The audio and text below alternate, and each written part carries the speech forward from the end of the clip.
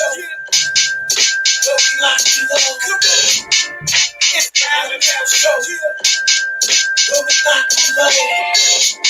It's the Allen House Show. Where we lock you up.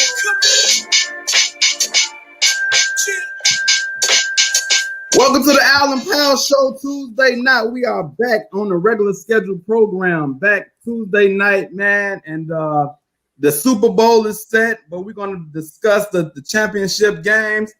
I got a special guest in the building, man. This guy right here. He's the co-host of the show Let's Settle It.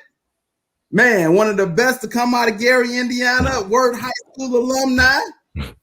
And man, hey, I'm just telling it like it is, man. And one of my homie, man. So Marcus Ford, welcome to the show, man. Thanks for joining us. How you doing, brother?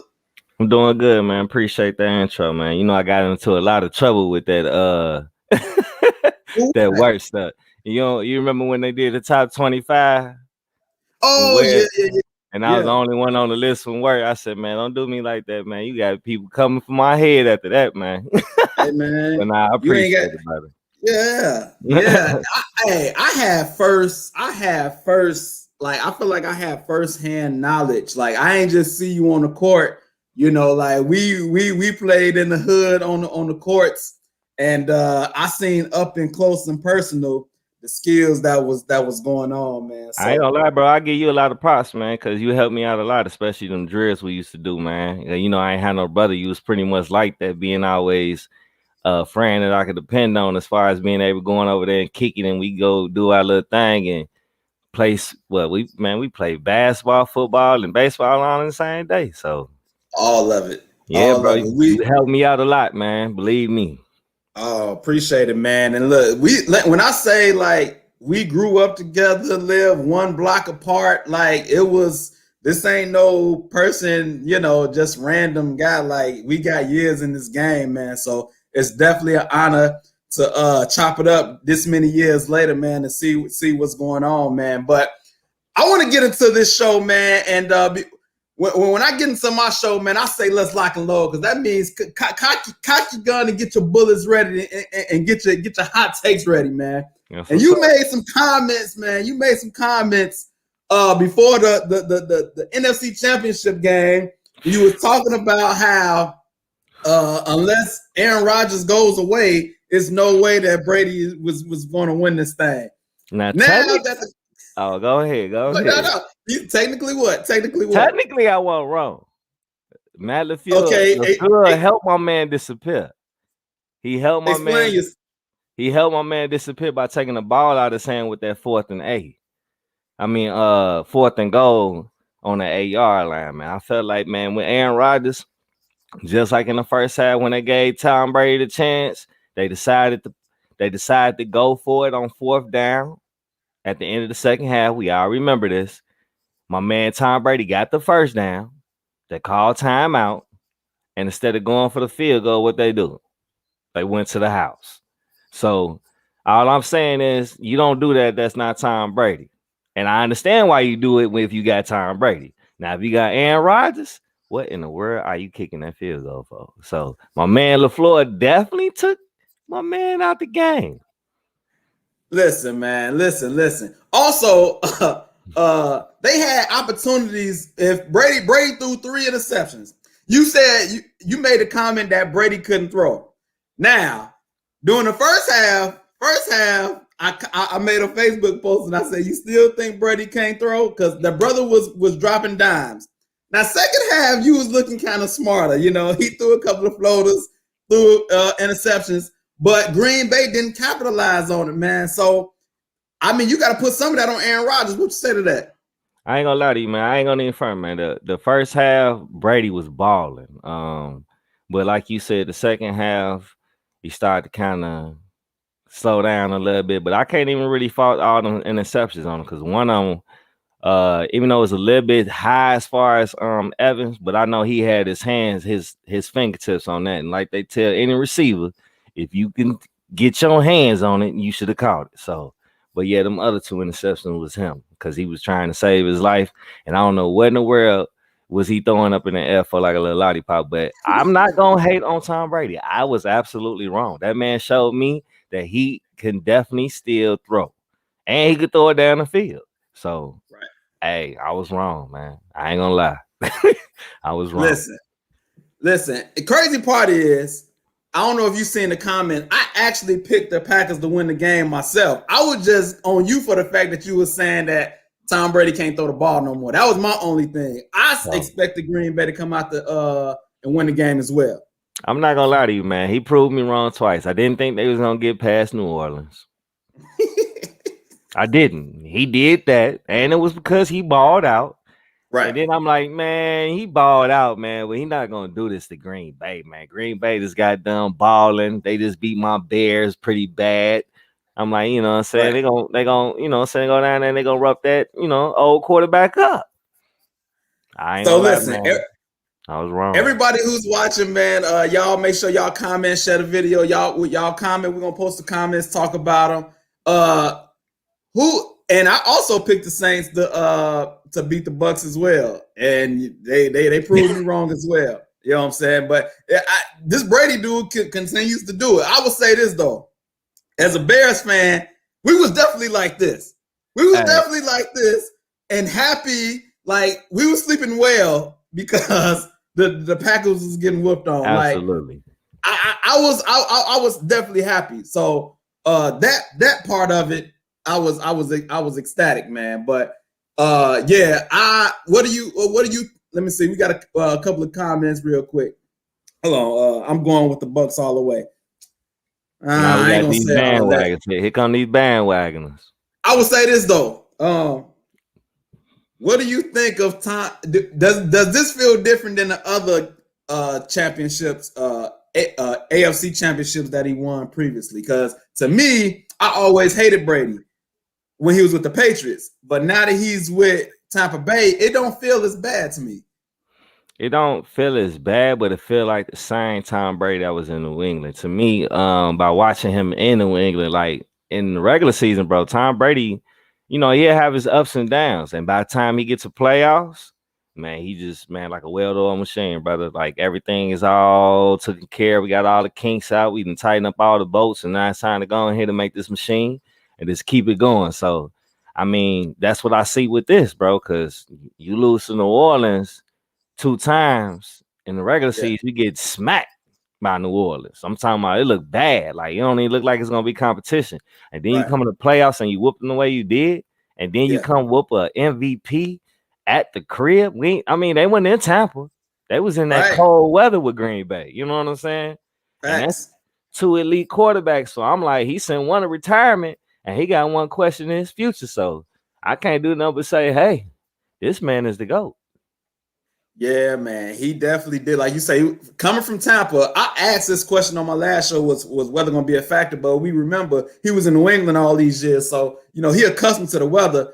But somebody had made a comment like, you know, when you play in Tampa, you know, your blood get used to the warm weather, all this other stuff. Like it was a chance, like the weather might affect him, but nah, man. Nah, it's the reason why his old butt went down there, because you know old bones don't do good in the cold. So it was a reason. If you're gonna play in the cold, it's gonna be once a year, twice a year in the playoffs. Yeah. So they finished the deal, man. They back in the Super Bowl again. Tom Brady in another Super Bowl again. Hey, but it's been rumblings, man. Aaron Rodgers press conference. You know. They talking like he might be tired of Green Bay, like he might try to force a trade or something, man. Do you think it's any possibility that he might leave Green Bay because he tired of them wasting his prime years? I would have said yeah if I didn't see the podcast he had just recently did where he basically ceased all those rumors when he was saying that why wouldn't he come back after having the MVP season and they went 13-3. So I mean, I thought that he was probably gonna be I thought he was gonna feel some type of way having that Jordan Love behind him. I know he's not ready to play yet, but given the fact that happened, and then last year I ain't really feel how LaFleur was last year with him, man. I mean, I think he got better this year. He started to put a little bit more trust into Aaron Rodgers and let Aaron Rodgers do his thing like how he should. But even this decision just killed killed me, man. But like PJ Washington saying, bro, he might actually just stay, man. You know who PJ Washington is, don't you? I know he is. I know that's my brother right there. That's big. That's bro right there. yeah. No doubt. So listen, this is my wife right here talking about I'm not with the Bears no more. So she's trying to jump ship, man. She said she's tired of the Bears, man. Like that's not what we do around here. Like she's tired of the losing, but this is what it is. You know, when you're a Cubs fan too, so we ain't jump shit on the Cubs. We don't jump ship now. We don't jump. Big facts. Big facts. You gotta ride that thing out. Yes. Big fact. Hey, let's move on, man, to the next game. It wasn't as entertaining as the other game, but Kansas City back in it again. Patrick Mahomes doing this thing, man. Back in the Super Bowl again, back to back, man. What was your thoughts about the AFC title game? Man, I actually thought it was entertaining, man. It was good to see Mahomes. I mean, man, I ain't got nothing but respect for Mahomes, man. I really didn't think he was going to ball out the way that he did. I thought he was going to be less mobile than what he was, and I thought Buffalo was going to get him enough to where he was going to start to be a little bit more ineffective. But, man, with his weapons and with him, it's a wrap, man. Tyreek Hill, oh, my God. I mean, yeah, man, it's just some of them weapons, man, it's just unbelievable. Like, even with that little muff punt by Mecole Hardman, it just didn't matter, man. You know what I'm saying? But I actually liked the game because even though Buffalo got smacked, I could still kind of see the growth. You know what I'm saying? I like the fact that Josh Allen, you know what I'm saying? I could see all the growth. So, hey, watch out for the Bills, man. Facts. They it's like they moved up a step from last year. I think they lost in the first round last year. And, you know, they won a playoff game this year, made it to the AFC title game. So that, like you say, that's progress, man. So that's good. Let's see a comment. I mean, at least they made it this far. Yeah, the Bills made progress, man. Real quick, do you think is it a way to stop Kansas City? Is it a way? Do you have any type of game plan to stop Kansas City? Like what do you do with that? If you look at it though, same game plan for any quarterback, because I mean, I'm going to switch it a little bit because to me, Aaron Rodgers and Mahomes are two top quarterbacks. And for the top quarterback, it's like, to me, what Tampa Bay did to Aaron, they got him on the ground, man. They got that man on the ground a lot. And it got to the point where he was making decisions under duress. Now, he's mobile enough to be able to move outside and stuff like that to save his, save himself for some sacks. But, man, it just changed the game up, man, once you were able to get that pressure up on them boys, man. But really, man, that's the only thing that they got going, man. If they get Mahomes on the ground, like the way they did Aaron Rodgers, it could be a game changer. I ain't saying it's gonna be the game changer, but the defense is playing very, very good right now. Hey, I think the only difference is Mahomes, I think, moved a little bit better than Aaron Rodgers. You know what I'm saying? He not no Lamar Jackson, nothing like that. But yeah, he moved. So let's go ahead and jump into it, man. I'm gonna do a show next week, and I'm gonna do one on Super Bowl Sunday. But I just want your early thoughts, man, on the Super Bowl, real quick. What are your thoughts, man? Maybe a couple of keys to the game or something. Just what are your thoughts about the Super Bowl that's coming up? I'm not gonna lie, man. Mahomes is a legend in the making, but if Brady can beat Mahomes, that means he went through this playoffs and it beat Breeze, Aaron Rodgers on the MVP season, and Patrick the Legend Mahomes. You can't write a better story than that. I'm sorry. Like, if Brady could do that at 43. 43. I would have to say that he definitely would have GOAT status, meaning that across the board, LeBron, hey, he's defining longevity. He's defining what it means to be great for a very, very long time, regardless of the situation. So, I mean, that's my key, man. I just want to see if Brady can really do it. Hey, is Tampa Bay in the Super Bowl playing in their backyard, playing at home, and it's going to be fans there. They're going to think it's about like 9,000 fans. How do you think that's going to play? Like, is that going to be a big deal, being that it's going to be fans and in the backyard? I think so, because, by them not being able to come all year, hey, this is like a home game they've been waiting for all year, and it's their team playing. So this is their home game, bro, and the most important game of the year. So, Yeah, I think it's gonna play not a huge factor because you know you are gonna have your fans from Kansas City because they travel all over, and but I think it's gonna be exciting, man. I think it's gonna bring an extra, you know, just something extra to the game, man. I think it's gonna playing a little bit of a factor, but not gonna be the total factor, though, of course. PJ Washington says Tom Brady not about to lose. That man got the best backup cheating plan. Knowing the man already cooked up. Y'all know how he do. Well, that was with the Patriots, man. I'm cutting them some slack, man. You know, everything seems legit now. I about to say Kansas City one got the cheat code. That boy Tyreek Hill was the cheat code. That's Travis Kelce. I was just about to say Kelce. Then you, man, look at here. Them boys over there. What do you do with that? Like, it's crazy, man. It's crazy. You pray that half of them get COVID before the game. Now, what you do? They ain't gonna be able to play. They ain't gonna push the Super Bowl back. That's what you pray. So hey, but I pray that don't happen. So let me go ahead and take that out because I want a good game. I don't want people to be all COVID and now we got to watch all these baggers for the main game. That'll be the worst thing ever. But I'm pretty sure they're gonna make sure that these brothers stay at home, stay healthy, and COVID free. And I think they already said Antonio Brown is going to play. Le'Veon Bell is going to play. So those two former Steelers able to make it back to the Super Bowl, man. So that's going to be pretty cool to see them back in the big game. Yeah, that's cheating, bro. Le'Veon Bell went to I'm like, come on, man. How you get this dude, man? Come on, bro. Like he the backup. New York Jets should have got demoted, man. Like they should have got kicked out the NFL for the stuff that they was doing out here, man. They basically gave up every single last superstar for absolutely nothing. Jamal Adams went to Seattle for what? Nothing. Yeah. So it's gonna be interesting to see, man. Super Bowl coming up. Super Bowl Sunday's like a holiday, man. I wanna talk about you a little bit, man. Just go through your career, man, as a basketball player, man. Just coming up.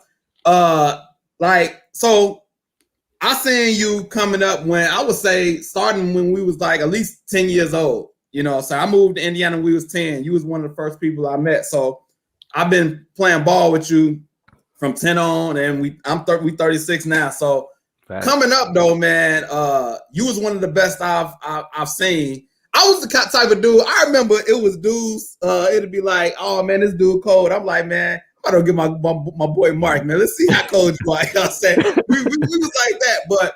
When did you know that you was like, all right, I'm kind of nice. Like I'm kind of nice. Honestly, man, I had the privilege of playing in this travel. It wasn't really AAU. It was a travel team that only played in different parts of Indiana. So shout out to Coach Ortiz, Ed Ortiz, who gave me my first opportunity to play on a team like that. And we played in Indianapolis, bro. So I mean, once I started going to different cities and playing versus kids in other places and started to have success in other places, that's when I really started to realize like, I might be good, like good enough to actually do it. Like I see cats on TV. But my main goal growing up, bro, this is real talk. I just wanted to be the best player in Gary. That's really all I wanted to do. I ain't care about being. I mean, of course, I wanted to go and play on TV, playing the NBA, but really, bro, I just wanted, when I started hooping out there on the street, I just wanted to be better than everybody that was hooping in the G, for real. Right. That's what's up, man. That's what's up. And I believe you achieved that, man. You was definitely one of the best I've seen, and one of the best in Northwest Indiana, man, to play. High school, you got a lot of accolades, man. I think that's when I would say you probably got your like your game went the highest. Like you got I would say you got noticed the most in high school. Would you say that?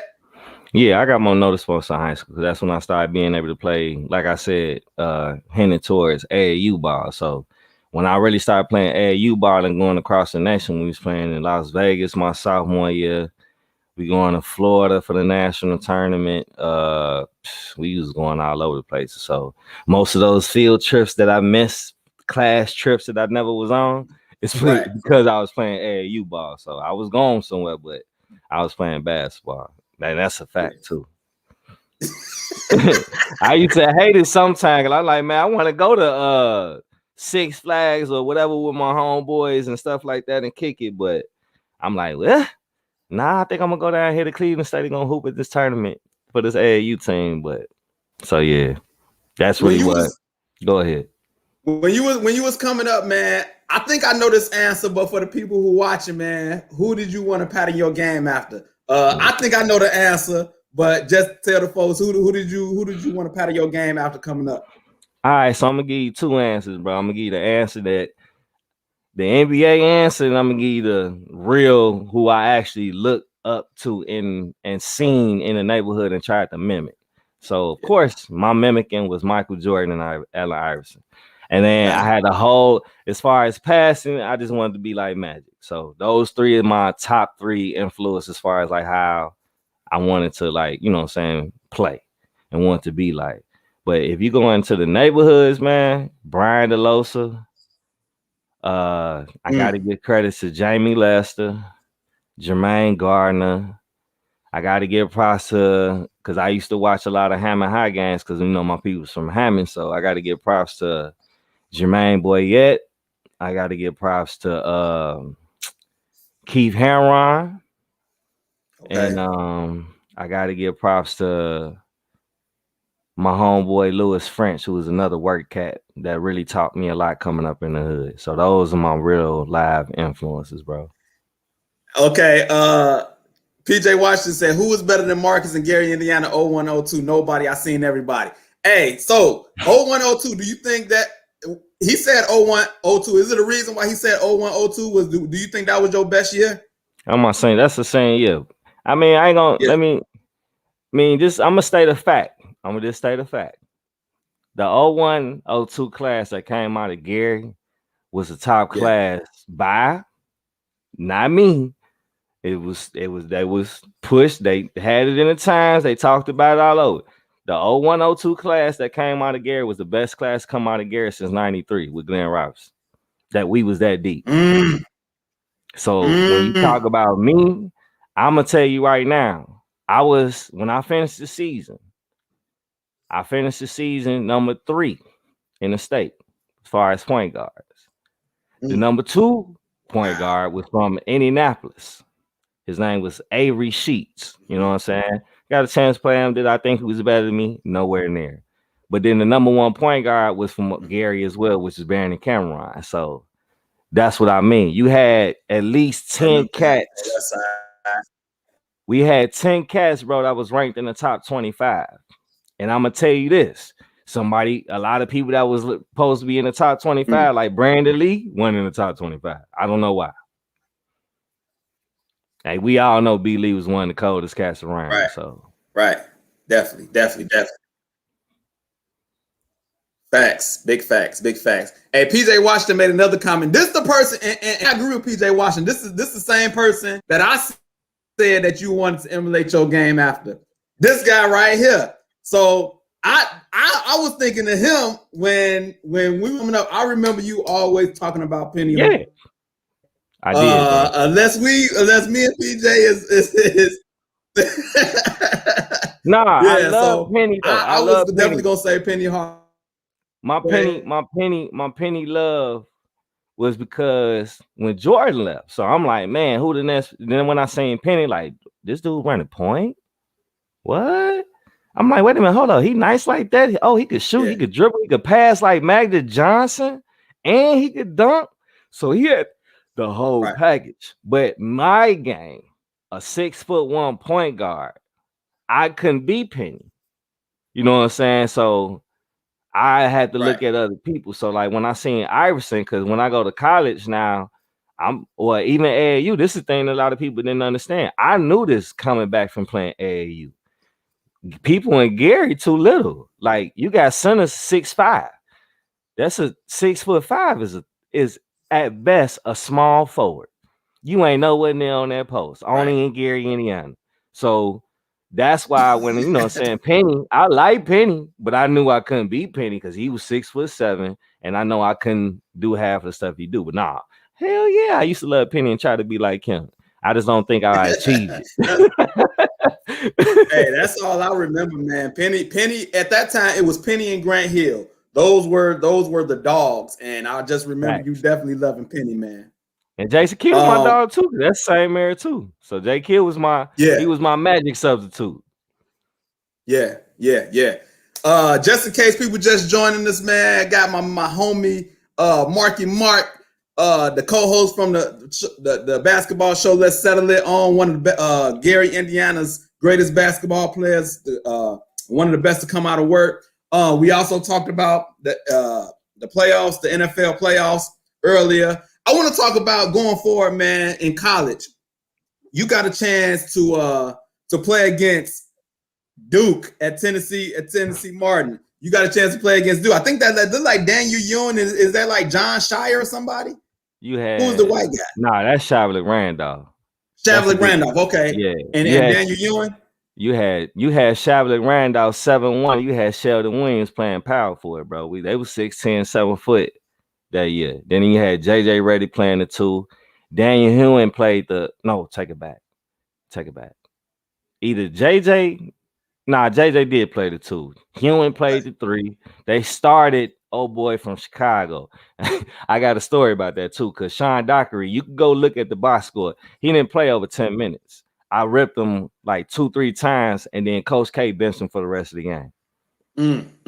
Hey, you told a story on your show, man, about JJ Redick, man. Can you go back and tell the story about JJ Redick and how great he was as a shooter? Go ahead, man. Man, I ain't gonna lie, man. Now, I'm gonna tell the whole story now. I'm gonna tell the whole story. And I'm gonna give my man this props. JJ Redick is definitely who he is now, a shooter. Yeah. You hear me? So when I played, like, all right, so when I actually made all OVC first team all defense, even though I didn't play a lot as far as games wise. I was benched at the end of the season, but that's a whole nother story. But anyway, so my defense was very good at this time. I was actually coming, so I was best shape of my life. Anyway, so I done stuck JJ twice in this game. I done switched off and stuck JJ twice in this game. Both the first time JJ tried to put the ball on the floor, I almost took it from him as soon as he dropped the ball, like put the ball on the floor. He realized, okay, don't dribble the ball. The second time, I ended up getting crowding him, and then, like I said, I was just really waiting for him to put that ball on the floor so I could take it. I realized he couldn't handle the ball. So JJ's very smart. He's not gonna dribble no more. So they decide on a 3-on-1 fast break, and I'm running. I'm the only one back on the fast break. JJ's bringing the ball up, and he's not bringing the ball up in the middle like you're supposed to. I think Daniel Ewing or somebody's running down the middle. And besides passes to a wide open man for a layup, he decides to shoot from 2 feet. Man, this dude took 2 steps across half court and shot a 3 on a 3-on-1 fast break. So hit it nothing but net. I don't know what you want me to do, because hey, that's a terrible shot. Right. But he hit it. And hey, I ain't got nothing but respect for the brother, because hey, when you could do things like that, you do it. How was that experience just playing against a big time school like that? Was Duke at home? And if they was, how was the crowd? How was that whole atmosphere? Oh, the Cameron Crazies get their name for a reason, bro. They helped with me from the time they helped with me when I was in shooting. Because we go an hour before they even start the 20 minutes. We go out there an hour before and start shooting. Right. They heckling you then, because they already up in the gym. They already knew I was from Gary, Indiana. They asked me about Michael Jackson. They talking about this. They talking about that. So they do their homework, bro. So it was legit live by the time tip off, bro. Like, they don't miss a play. They react to every moment. You take the ball out near the crowd. They don't touch you, but they messing with you. Like, they don't. Like, I got a whole picture with my homeboy took the ball out, fam. You would have thought one of them was gonna slap the ball out of his hand, bro. They had their hand. Oh, I'm like, these. But it was funny though, man. I got a crazy little story. I wish I had this. Like, I wish we could have went live, bro. Because when we was doing the warm-ups, you could go back. You could actually go back to that game. Because one of my regrets for that game was, man, I didn't shoot enough. I only missed 1 shot, and then I knew I was gonna be hot. Like, I ain't gonna shoot her, but it's rare times when I know I'm not gonna miss. So this so happened to be a time, bro. I was in warm-ups, they was messing with me. It went from them heckling me, bro, to they was counting how many shots I made in a row and like celebrating with me. Like I got cool with a lot of them. So when I got in the game, bro, they was already knowing. And then when I started actually playing, because I didn't start, but I started the second half because the coach seen that the starting point guard, he basically was flagging out because he was acting all scared. That's why we got beat by 20 points, because that was the weirdest team I ever played for in my life. The biggest regret of my career. Facts. Wow. Jack London says, I remember our freshman year on lunch hour where they beat the seniors. We got beat up at football that day because of it. I'm sorry. Thank you, Marcus. My bad, baby. Hey, well, we had to win, baby. I'm not going out like that, baby. But you're right. Hey, you remember that, Alfred? They come for everybody here. We knew what to do. I ain't even go to the lot. That's what's up, man. That's what's up. So now you a teacher, man. You taught a lot of kids, man. During the summer, you was doing some camps, man. Are you still doing that? Yeah, man, I'm still doing my mentorship, man. It's called the Beach Crew, and mainly I do it right here on Lake Street, down the street from my house, because I stay in Lake Shadone. So we right here on the Lake Street Beach, man. I just try to get a group together. Started out, man, with a lot of my ex-players, because I was coaching for a couple years, so I had a lot of people that was still around. So I got a couple boys I used to coach, and they was actually helping me out, and I got a couple kids that's playing now, because I'm still I'm still teaching and stuff like that. So I still stay around and still stick to what's going on in high school sports. So man, it was free. I just did it because I didn't want to sit in the house. I know COVID was coming around, so I felt the easiest thing for everybody to do is get out the house for a little couple hours, come to the beach, which most people like the beach. So come to the beach, get your little workout on. You want to take a dip in the water and then go home and relax for the day. Yeah, I seen some of them drills, man. And you was out there when it was hot. I'm like, man, them brothers out there sweating, man. But y'all was getting that work in, though. That was some real drills. Were you teaching them some of the basketball drills that you went through, or some of the things that you did?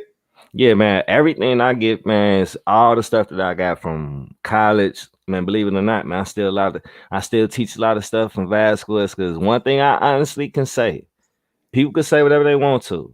I had an advantage because I used to stay in trouble a lot. People don't know that about me in basketball. I used to be in not the doghouse the way he'd bench me and be mad at me, but I would miss practice. I would say things that would get me in trouble, so I would have to run. Now, real talk, I would do things. He'd tell me not to do it. I'd do it anyway, and you know what I'm saying, get in trouble. So I ran a lot. Yeah, you was a little rebel. I remember you talked about Vasquez a lot, like you felt like he was holding y'all back, like he wouldn't let y'all shine. And so I remember you said, like, and I can just imagine I can imagine him saying, "Hey, yeah, we running this play right here," and then I can see you going in the harder. Yeah, we're gonna do something different, man. We gonna. I'm not gonna lie to you, man. I will do that, bro, because I always just see myself like, a coach on the court. And most coaches really didn't micromanage me, though. Like, because I can honestly say that Squares didn't micromanage me my senior year.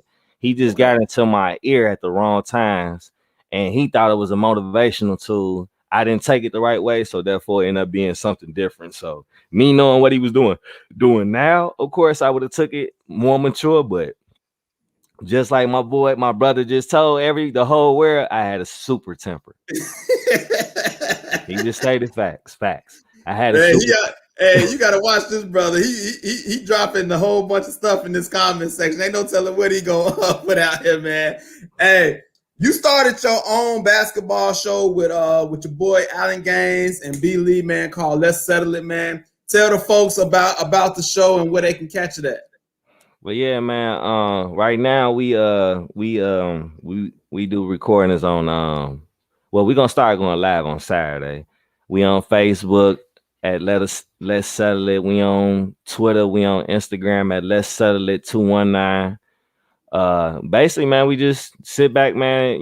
B. Lee, my homeboy that I used to play ball with, Allen, same thing, man. We all grew up together.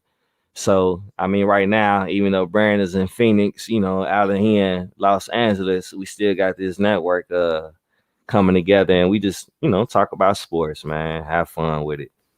Yeah, man. I was a guest this past show, man. It was a lot of fun, man. And I would say this, man. If y'all want to get some basketball knowledge, these three guys is the people to talk to, man. The people to listen to, because they played the game, they know the game, and they're gonna have some fun with you at the same time, man. And you're gonna get a whole bunch of hot opinions for sure. And it's gonna be entertainment, baby. you get some hot debate up in that thing. Well, we go back and forth, because even though me and B Lee are we like brothers from another mother. Oh, we like oil and water when it comes to basketball. We do not agree. You hear me? Right. Unless we playing on the same team for the same goal, we do not agree. You hear me? Right. So yeah, let's settle it, man. On y'all can go to their YouTube, subscribe. Hey man, support these brothers. Subscribe to their YouTube page, and you can catch their show on YouTube, man. I would be remiss if I didn't mention it's the 1 year anniversary of the Kobe Bryant death, man. Sad occasion, but it is the 1 year anniversary when we got the news that he passed away in I think a helicopter crash, and I bring it up because certain events stick out to you and you remember where you were when it happened. Do you remember when you got the news that Kobe Bryant had passed, and then just your thoughts when it happened? I remember being at home, bro. I know for sure how I felt, man. At first, I didn't believe it. I kind of looked at it the same way I did 9/11 when we was in school then, and I looked at that, being on across on my screen like, what is this? Some animation or what, some crazy stuff. Then when I actually paid attention and seeing like Kobe Bryant, like, man, bro, I'm gonna sit here and tell you, man, I'm not no emotional person, especially when people that I don't know go through stuff. Right. Man, bro, I really had tears, man. And I wasn't no Kobe fanatic, nothing like that, man. But I just had much respect and admiration for the brother, man. Even though, what I'm saying, I used to be a hater even when he was playing, but I really loved his game because he was the closest thing to my favorite player of all time, Michael Jordan. So right. I love Kobe, man. Yeah, man. I hated Kobe as well. Coming up, man. I didn't like him at all. Hey, the kiddies, bring the kiddies on in. They come on. Say hey. Bring the kiddies on in. But I remember the first time I heard the news was actually on Facebook, man. Crystal Forbes put it out there, man. I think she was one of the first to say it, and I didn't believe it as well, but it came from TMZ. And if you know anything about TMZ, they pretty much accurate, man. So I remember seeing it on Facebook. Then you go to Google and you check it out, and it was trickling out slow, but then news started coming out. It was like, dang, like it's really happening, man. It was just like how Peter just said, man. Tupac died. I was a shorty. We was shorties then, so and it hurt. That hurt. Yeah. I ain't gonna even front.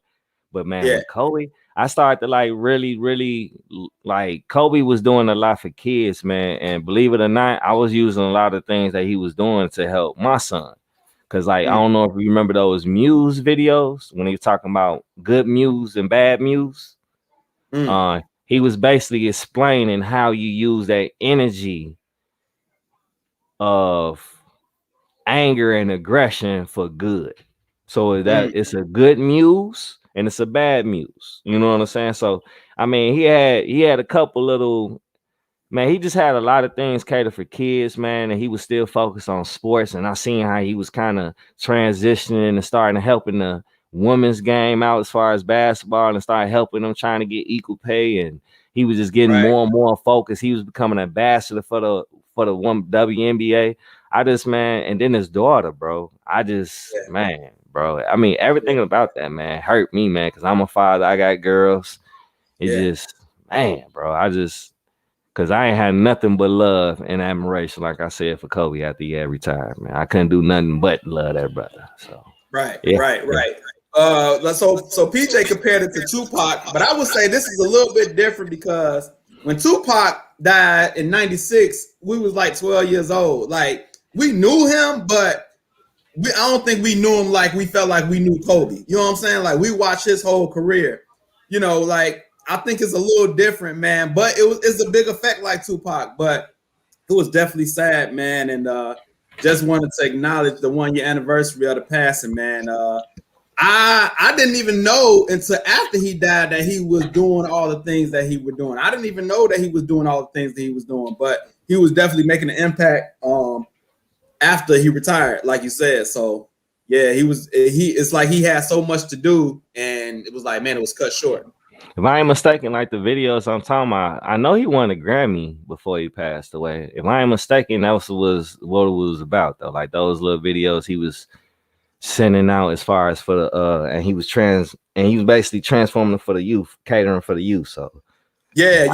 He did win a like for a documentary, like he won an award, man. That was crazy. I think it might have been was it an animation or something?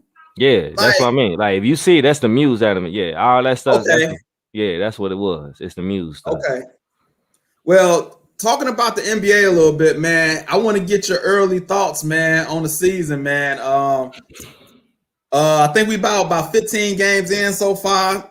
LA look very strong, number one in the West, and I think Philly might be number one in the East right now. But what are your early thoughts, man? Matter of fact, your thoughts on the season and your thoughts about it without it being no fans. Like, what's the difference between the fans and not having no fans? Fans do bring a different aspect, bro. Because me being a hooper, I never ever really paid attention or cared about fans, but I noticed how fans always hype me up. Like I remember, rest in peace to the bro Flay, but his older brother Andre. We was playing in the holiday tournament out there in West Side. We played every year. And I remember playing versus Roosevelt my sophomore or my junior. Nah, I can't remember. Sophomore, junior year. I played since sophomore year, so it'd be kind of going into each other. But I remember us not winning the game. We wasn't winning when I got in the game. I remember I didn't start, but I remember Andre was like, hey, man, he came and hurry up and said something in my ear. He was like, hey, man, I got $20, fam, that you're going to get at least 15 today. I'm like, huh? And he just kept it moving. He's like, bro, I got you. So I'm like, I ain't really tripping on no points and stuff like that. But I ain't even going to lie to you, bro. I went in to score the bucket. He was going ham in the crowd.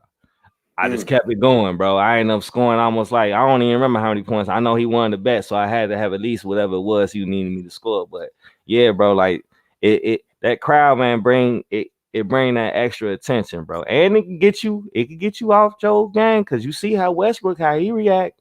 Right. It be a lot of people that really get their game thrown off when people get called names in that crowd. They get crazy in that crowd. So it's not like the bubble though.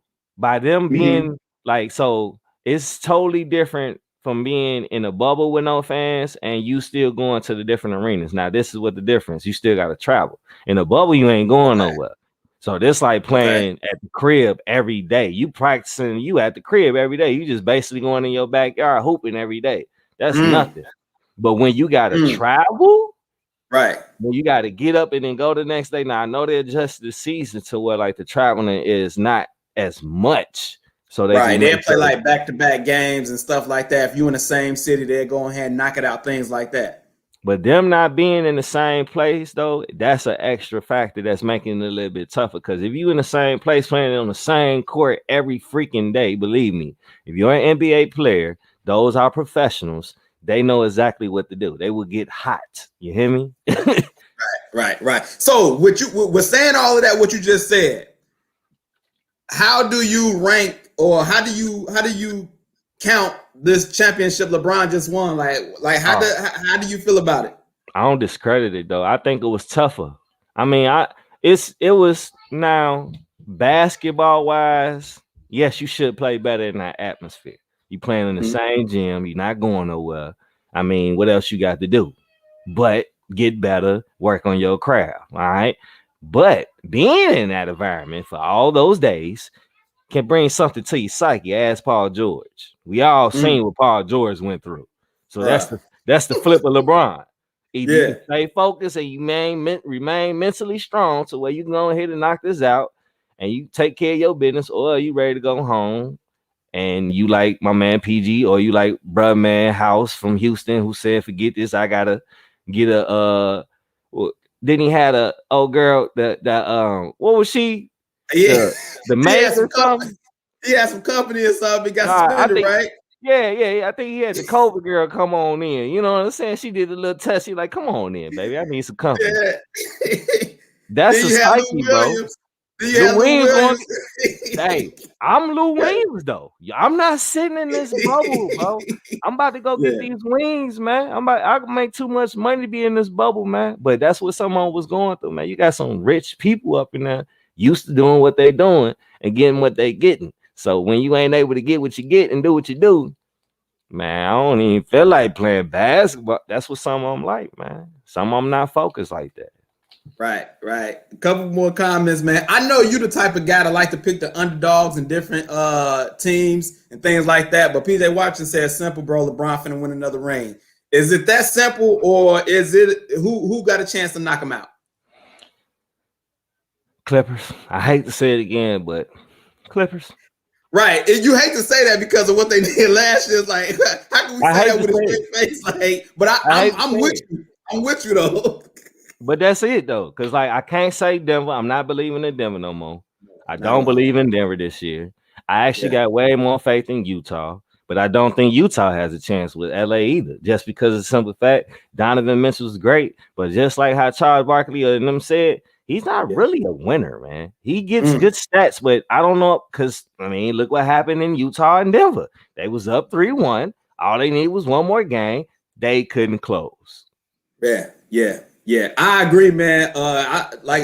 We saying this with a straight face after what the Clippers did last year. But if they get past all the nonsense, and meet the Lakers in the conference finals, Lakers gonna have a problem on their hands. I really believe that they got the talents, and you know the Clippers always get up for LA. It's the other teams that they got problems with. And then PG is at the house. He not in a bubble. He gonna be in LA eating Roscoe's chickens and waffles. We good. He gonna be all right. One of the YouTube viewers say top 5 NBA players: LeBron, Curry, KD, Kawhi, Luka. What are your thoughts about that quick top 5 player list, real quick? If you ain't got KD number 1, I don't know what you've been watching. KD number 1, he says. KD number 1. 30 off of Blink, man. Come on, man. Like I like LeBron. I like all the 5. I don't like Luka in that top 5 at all. I'm just gonna be 100. Luka's getting way too much credit for stuff that he didn't do yet. Just because he had a good postseason in the bubble doesn't mean nothing, yo. Like I ain't gonna lie. After that postseason, I overreacted to. I like he top 5, bro. He top 5. Like he was doing it by himself. He had to. That's why his numbers go up. When you're the best player and the only player. Now, I ain't gonna sit here and say he's not good, because you got to be good to go get those numbers. But when you are good and you get as many chances and ball dominance as he is, I just see through all of that and say, yes, he's good, but not that. People was putting him above James Harden. Really? Like, you ain't got James Harden on the list, but you got Luka? Really? Kyrie? Hey. Hold on. You ain't got Kyrie on it, but you got what? Really? You ain't got Joel Embiid this year? Joel Embiid is balling. Joel. He's balling. Yeah, this year Joel is balling. But I mean, I can't argue with those players. Like that's a good 5 though. And I got one more thing. Okay, so all right, Luka. When did Dallas lose in the postseason? Who they lose to? Did they lose to Portland? Who they lose to? Because I can't. I think they lost to the Clippers. They lost to the Clippers. Okay, so they lost to the Clippers. So my question is, what postseason did he have a better? I mean, did he have a better postseason than Donovan Mitchell? Statistically, who averaged 30, who was getting 40? Did he have a better postseason than Jamal Murray? These are kids. I mean, but they was expected to lose, but he carried that team, and he hit like a game-winning shot on a gimpy leg. You know, he was doing some stuff, man. He was out there doing some stuff. So he had a better post. You see, I'm naming names now. I hear you. He had a better postseason than Dame Lillard. better postseason. Dame Lillard got put out in the first round. He just had a few good regular season games. You just said Luka got put out by the Clippers. But Dame didn't do nothing in that playoff series. Luka did. Okay. I'm just asking because I didn't see the magnificent. They act like this dude had the best postseason since I don't know who. I'm like, come on, man. Now I know we be looking for one, but he's good. Hey, I'm gonna say this. Is it because he's white too that he's getting a little extra pub are they looking for the great white hope again? Is that possible? Of course. I'll be honest. Look, Steve Nash done win 2 MVPs if that ain't the case.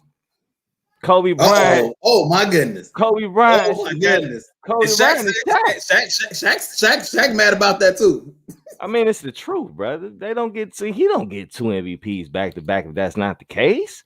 Come on, man. That boy ain't that. That boy ain't never been. He ain't never been to the final. Ain't sniffed the finals. You hear me? That boy did not deserve 2 MVP. They were just looking for him. He ain't have 2 good seasons with Amari that year in the Matrix. Keep naming them names. Now, when you name that squad, you like, man, they was like the Golden State Warriors. They had Amari Stoudemire, Joe Johnson, Sean Marion. Like, man, you could name. They had an all-star team lineup. Like, come on. Look, Leandro Barbosa was off the bench. Oh yeah, that was when he was the role runner. That's when he was the role runner. Same cat that was playing for Golden State. Yeah. QT says Pacers fully healthy are going to be a very underrated and a dark horse Eastern Conference Finals team. You like dark horses? What do you think about that comment? Oh, you're not buying it? No. I would say only if Karis LeVert somehow come back. They're not confident. That's what I'm about to say. How you gonna lose the best player that you got on your team and not replace him with nothing and think y'all got a chance? Family, you ain't got a chance when you had him. It ain't happening. You can go ahead and keep wishing, hoping, praying, but I say the same thing about my Bulls, and guess what I know? Ain't nothing happening. Right on. PJ Washington said, Clippers, bro, stop it. PJ Washington not believing in the Clippers, man. He not believing. What can you make? What can you say that if you a Clippers fan watching this show, what would you say to them to make them believe that this year is gonna be different than last year? Because this shit ain't nobody talking about them, which is the best thing for them. So, like, they had so much hoopla, hype. Oh, Kawhi took LeBron King, and he doing this, and he did this as far as the commercial. He did the claw to the king. We ain't on none of that, man. We flying under the radar. We're going to keep balling, and we're going to see y'all in the West Conference Finals. We ain't going to say nothing because Kawhi is one of them people. Paul George, he going to hopefully get his wings before the game, and we're gonna see the same PG-13 that we see this season. But yeah, man, that's honestly me. That's my reason. They flying under the radar, bro. Everybody was, the Clippers, and then they end up getting to the point where like they got too tight because now all of a sudden they end up being in a series with Dallas or Denver, and they realize like, hold up. And they started being like, dang, we supposed to be playing the Lakers already. What's going on? So that's what happened to him, man. I think Serge Ibaka is going to be huge too, man. That veteran presence, NBA champion, and, he can shoot and play defense. Harold was good. He was like an energy guy for me, though. But Serge can shoot, man. So I think that's going to be key as well, man. So it's going to be real interesting to check them out in the playoffs. Want to make sure I remember, man, listen, y'all share this live. Make sure y'all subscribe to my YouTube page, The Allen Powell Show. Subscribe to Let's Settle It, my boys basketball show with Allen Gaines and B. Lee. Follow, like, and review our Facebook page. Do the same to his. Follow, like, review. Show some love, man. Follow us on Instagram. I don't know if y'all got an Instagram yet. But follow us on Instagram. You got an Instagram for Let's Settle It yet? Yeah, Let's Settle It 219 on Instagram. Follow that man on Instagram. As y'all see, we got merch, man. If y'all want to support this show, man, we got hoodies, shirts, jerseys, all that good stuff, man. So if y'all want to support the show, man, y'all message me and we can make that happen. If you got a business, if you want to advertise on our show, promote your brand. I had authors on this show, politicians on the show. If you want to advertise, message me. We can make that happen. And check us out on all podcast forms as well. So just had to get that out the way. Before we get up out of here, man, I got to give my scripture of the day. which comes from Luke 22:42. And I made a post about it, but it's just been real heavy on me this, like the beginning of this first month, man. I was in a bad space for a few months, man, but some came to me, man. This scripture, Luke 22:42 says, Father, not my will, but yours be done. I was fighting mentally with myself for a while about what I want, all this, like all the time. I want this, I want that, and was kind of getting angry when I didn't get it. But some came to me like, you're on assignment. So, and then sometimes you can even get in the mode of comparing yourself to others. And if I'm being completely honest, I've done that as well. And finally, when it came to me that I'm on assignment, my lane is my lane. Don't focus on nobody else. Don't compare yourself to nobody else. My people, like, what he got for me is for me. And once I got that revelation, it was like a weight lifted off of me, man. And it was just like, okay. And then it even helped me out, even being happier, man. It's like I'm even happier because I'm not looking at anybody else, or I'm not focused on all the things that I want and not getting. I'm just focused on the assignment that God has me on. What does he want from me? What did he want? And he actually need us to say yes to what he want to affect the world. If we say yes to his will, I need you to go do this. And we say yes and we go do it. We can bless somebody, do whatever. Like you giving back, like you say, Mark, you giving back, man. For you to do that free of charge, you know what I'm saying? You making a difference in somebody's lives. And when we out doing that, doing our own thing, focusing on ourselves, man, it will release you from so much negativity, man. And so that's where I'm at right now, man. I hope it helped y'all. It helped me. And so if you want to check that scripture out, man, and just really meditate on it, I think it can help you out, man. So that's my scripture for the day. I want to thank the homie, man, the homie from way back, from when we were yay high. Mark blessing us, man. Thank you, brother. All right, man. Hey, long time overdue, man. I'm mad I waited this long, brother, but man, it was definitely fun, bro. Whenever, bro. You know, you brother from another mother, so whenever you ready, man, just let me know. For sure, man. So I want to thank everybody for tuning in, man. Listen, we got a big week coming up. Next week is going to be Super Bowl week, so I'm going to be doing 2 shows for y'all. I'm going to do one on Tuesday, and then on Super Bowl Sunday, I'm going to come at y'all early before the game.